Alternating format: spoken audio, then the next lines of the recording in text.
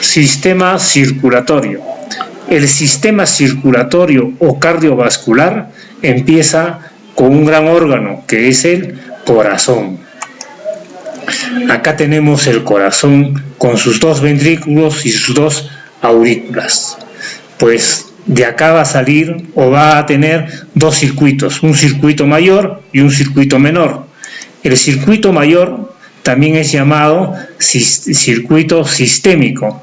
Quiere decir que va a haber arterias, seguramente va a salir del ventrículo una arteria aorta, luego va a haber capilares y luego va a regresar la sangre ya con la sangre con CO2 hacia el corazón. Ahí tenemos. Luego vemos el circuito pulmonar o circuito menor, que sale también del corazón hacia los pulmones. Es decir, lleva CO2 y regresa con sangre oxigenada.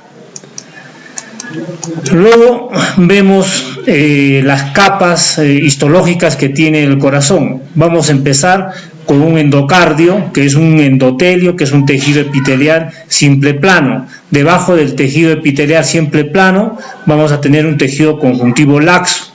Al decir tejido conjuntivo laxo tenemos fibras, tenemos vasos sanguíneos. Luego vamos a tener la capa del miocardio. Recuerden ustedes que el miocardio se caracteriza por tener un tejido muscular estriado.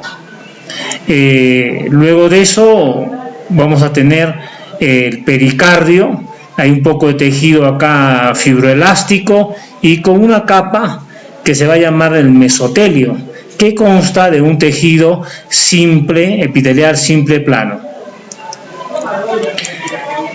Todo vaso sanguíneo, en realidad el corazón también es considerado como un vaso sanguíneo y todo vaso sanguíneo va a estar constituido por una capa íntima, una capa media y una capa adventicia. Las arterias, como vaso sanguíneo, va a estar constituido por estas tres capas.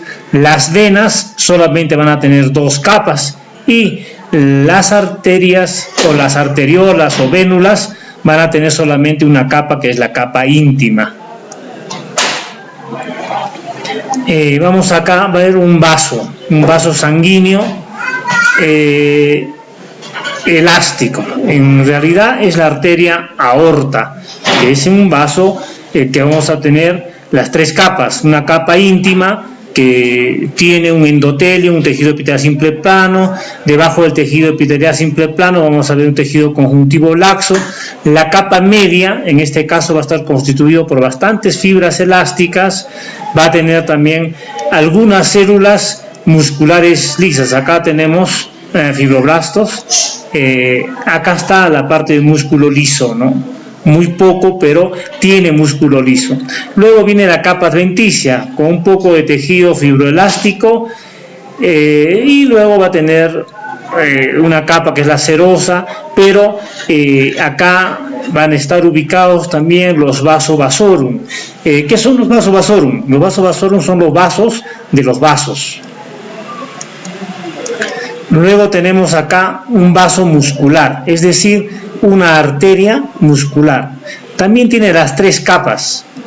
La capa íntima es idéntica a la anterior, la diferencia está en la capa media. En la capa media, en vez o reemplaza a ese tejido fibroelástico que había, está reemplazado el tejido muscular liso. Y recuerden ustedes, vamos a diferenciar una arteria de una vena por este tejido muscular liso. En la arteria es mucho más gruesa. Y la capa adventicia, va a tener macrófagos, y la capa adventicia también tiene fibroelástico y su capa serosa. También tiene ahí los vasovasorum, que son los vasos de los vasos. Ya las arteriolas o vénulas,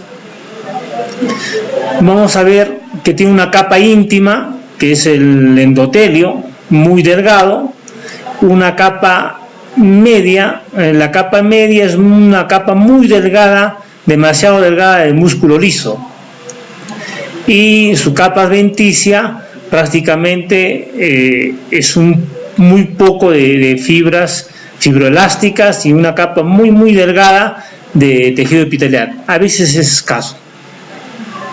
Las metaarteriolas son mucho más delgadas, algunos autores ya consideran que solamente tiene una sola capa. Las metaarteriolas se va a caracterizar por tener hasta 3 células de tejido epitelial simple plano. A veces tiene una capa muy delgada, solamente una capa de músculo liso, y ya la adventicia desaparece. Dentro de los capilares sanguíneos, donde se realiza este intercambio del CO2 por O2, vamos a tener distintos tipos de capilares, ¿no? Acá, a este nivel de metaarteriola o metavénulas, es el lugar donde se realiza el intercambio de CO2 por O2. Dentro de los tipos de capilares tenemos un tipo de capilar continuo. ¿Qué significa capilar continuo? Se denota a la lámina basal, que es en forma continua, es decir, donde va a estar el epitelio simple plano, llamado endotelio en los vasos sanguíneos, va a ser continuo. Siempre debajo de este epitelio vamos a tener tejido conjuntivo laxo. En este caso también tenemos un gran número de vesículas pinocitósicas. Tejido conjuntivo laxo con un poco de tejido muscular liso. Existe otro tipo de capilares, que son los capilares fenestrados. A diferencia del anterior, estos capilares fenestrados se nota en la parte del endotelio unas pequeñas hendiduras llamadas fenestraciones. Es la diferencia con el anterior. Su membrana basal, esto que ven ustedes algo granate o algo rojo, es continuo, idéntica al anterior. También va a tener los pericitos que se van a adosar a esta membrana basal como microfilamentos. Luego de este capilar o fenestrados, vamos a tener los capilares sinusoidales. Recuerden ustedes que el capilar sinusoidal se encuentra a nivel de los riñones. A diferencia del anterior, vean ustedes que la lámina basal se encuentra, no es continua, es discontinua, ¿no? Y después todo es idéntico, ¿no? Va a tener también su tejido epitelial simple plano, que es el endotelio, va a tener también sus pericitos, y también va a tener por debajo de ello va a haber tejido conjuntivo laxo.